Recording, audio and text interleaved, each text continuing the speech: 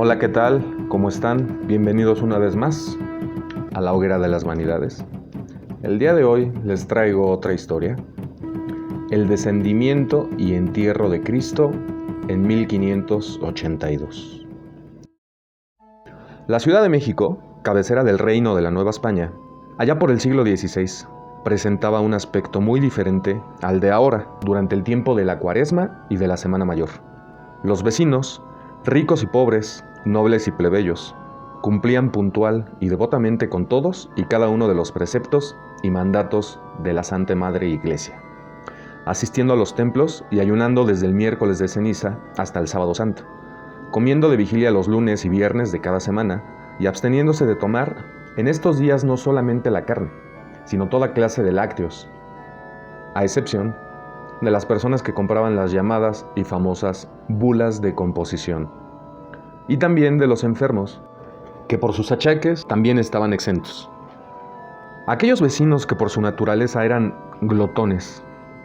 y de estómagos fuertes y envidiables, en este tiempo de Cuaresma se veían con los rostros compungidos por la abstinencia o por el arrepentimiento de sus pecados,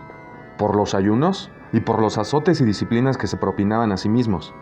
Como entonces no había cantinas, los sedientos iban a refrescar sus secas gargantas en las muchas tabernas que había en las calles, y muchos altos personajes, entre ellos oidores y aún el mismo virrey y su esposa, recluíanse en los conventos para ayunar a pan y agua. Desde antes de la Semana Mayor,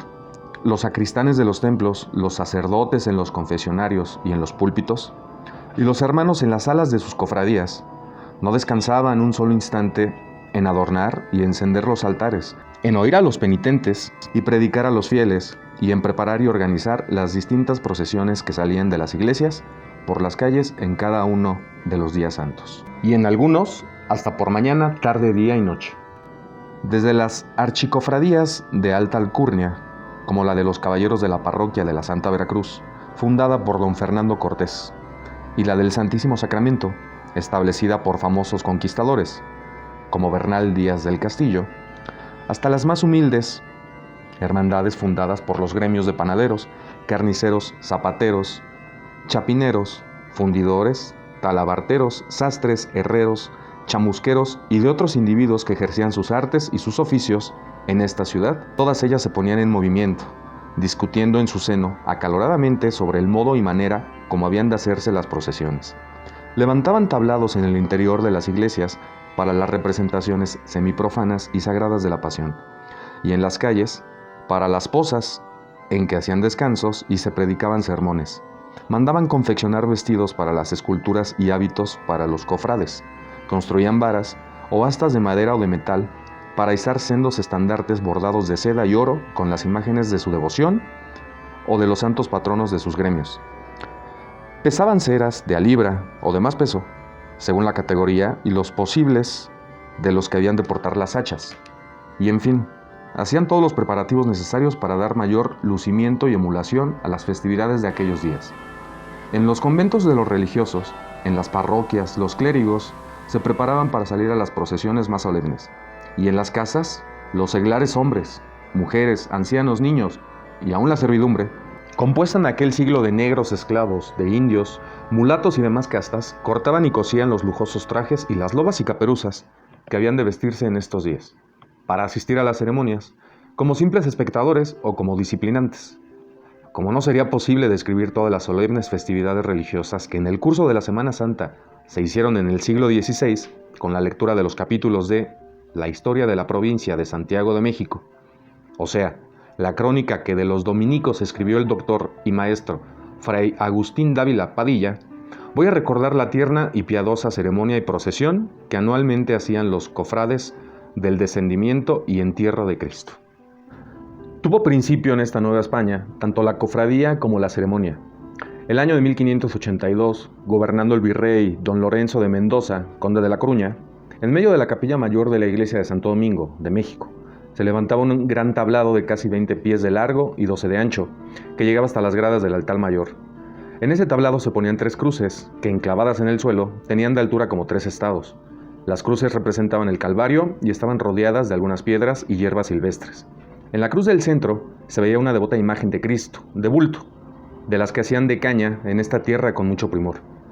Los hombros y rodillas estaban con tal disposición, con unas bolas que tenían bien disimuladas y cubiertas por dentro, que hacían juego como goznes, cual si fuesen coyunturas del cuerpo natural. En las cruces de los lados se hallaban las esculturas de los dos ladrones, Dimas y Gestas, de la misma factura y artificio que la del centro. En el resto del tablado podían verse las otras esculturas, que se sacaban en andas durante la procesión, y a la derecha del crucificado estaba la Virgen, vestida de negro y con un lienzo en las manos, en actitud de llevárselo al rostro para enjugarse las lágrimas, y de tal manera dispuesta que por medio de unas cuerdas que pasaban por debajo de las andas, podía la imagen llevar las manos al rostro, inclinar la cabeza y también el cuerpo. Comenzaba esta devoción el Viernes Santo, poco después del mediodía, de suerte que a las 2 de la tarde empezaban el sermón, que servía de plática para los que se disciplinaban y de sentimiento para todos. Proponía el predicador algunas consideraciones sobre la pasión y muerte de Cristo, preparando en ellas el acto del descendimiento. En el momento en que el predicador trataba de cómo se dio sepultura al Señor, salían de la sacristía 5 sacerdotes y 5 ministros con vestiduras sagradas. Venían delante 2 acólitos, con grandes escaleras que traían abrazadas y pegadas al pecho, simbolizando cuán de corazón hacían aquella obra. Venía otro religioso con un inciensario para atribular el cuerpo santo. Salían después 4 sacerdotes con albas y estolas para llevar en hombros las andas en que había de ir el cuerpo al sepulcro. Los últimos eran el preste y los ministros, sin capa ni dalmática, hasta que comenzaba la procesión. Estos sacerdotes subían al tablado por 6 gradas y se arrodillaban todos, en espera de que el predicador pidiese licencia a la reina de los ángeles para descender a su hijo. 2 de los sacerdotes subían por las escaleras y besaban los escalones, haciendo en cada uno una reverencia, y con los lienzos que llevaban iban bajando las insignias de la pasión, la esponja, la corona, los clavos, la lanza, ofreciéndoselas y poniéndoselas en las manos separadamente a la Virgen, la cual las llevaba a su boca y a sus ojos afligida y llorosa, hasta que al fin bajaban el cuerpo y puesto en una sábana se lo presentaban todos los religiosos a la misma Virgen, quien lo recibía en sus brazos y lo llevaba al rostro con la misma actitud doliente y lacrimosa que las insignias. Todas estas escenas se desarrollaban en medio del auditorio, que mostraba pena conmovedora, sollozando al presenciar todo ello y al escuchar las palabras piadosas del predicador, que con su elocuencia despertaba y movía los ánimos y los sentimientos, aun en aquellos que antes aparentaban ser más duros e indiferentes. Seguíase inmediatamente la procesión, procediendo a las insignias un carro pequeño cubierto de luto, y en el centro una cruz a cuyo pie iba postrada la muerte, y de cuyos brazos colgaba un título en latín, que traducido decía: «Muerte, ¿dónde está tu victoria?». Y al reverso: «Muerte, yo seré tu muerte». Acompañaban a este carro 3 individuos enlutados, que tocaban 3 trompetas destempladas, que al tocarlas de cuando en cuando imponían por su majestad y sentimiento. A continuación iban los portadores del guión procesional, en medio de otros 2 que arrastraban por el suelo y eran de tafetán negro. Aquí seguían los que llevaban en sus ropas y en las ceras de las manos las insignias de la pasión.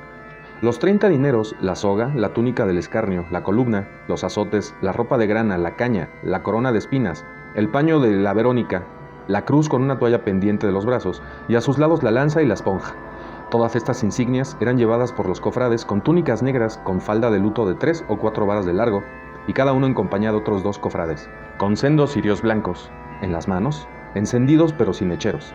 por requerirlo así el ritual de sus hermandades. Los seguían 2 reyes de armas con las insignias de la pasión bordadas de oro sobre negro en el pecho y espalda de su ropa, con unas masas reales al hombro con la propia insignia. Luego 4 sacerdotes con capas de oro negras y cetros de plata, y haciendo coro los religiosos. Venían hombros de 4 sacerdotes el cuerpo de Cristo nuestro Señor, en unas andas cubiertas de un paño de terciopelo negro bordado, y encima la sábana con que lo bajaron de la cruz. Luego el guión, con las insignias, e inmediatamente la imagen de la Virgen Santísima. Concluía la procesión con los disciplinantes, que llevaban en el centro de ellos 2 esculturas, una de San Pedro y otra de la Magdalena. La procesión salía de la iglesia de Santo Domingo, siguiendo las calles de este nombre, las de la Plaza del Marqués, después llamadas del Empedradillo. Daba vuelta por las que iba al monasterio de San Francisco, donde ya entonces existían los talleres de plateros, cuyos artífices tenían su cofradía que salía a recibir con velas encendidas en las manos al Santo Entierro, el cual a la postre de hacer posas en esas calles, en la iglesia de San Francisco y en la parroquia de la Santa Veracruz, continuaba hasta llegar al Templo de la Concepción, quedando aquí como sepultado el cuerpo, velado por las religiosas de este monasterio, y era conducido al de Santo Domingo a los 3 días, domingo de resurrección. Se verificaron estas ceremonias del descendimiento por primera vez con tal pompa en México el día 13 de abril, pues según los cálculos de un calendario perpetuo que tengo a la vista, en esa fecha cayó el Viernes Santo de aquel año de 1582, y aquella representación casi teatral y aquel fúnebre desfile deben haber emocionado hondamente a los miles de espectadores que henchían los templos, se apiñaban en las aceras, cerraban las bocalles, se asomaban en las ventanas y balcones, coronaban las alturas y gemían, lloraban y gritaban al contemplar las dolorosas imágenes de automáticos movimientos y los penitentes que sin piedad se azotaban las espaldas desnudas hasta sangrarse, y al oír los lúgubres sonidos de las desafinadas trompetas, los quejidos angustiosos de los disciplinantes, los tristes aullidos de los canes callejeros y los monótonos, acompasados traqueteos de las matracas.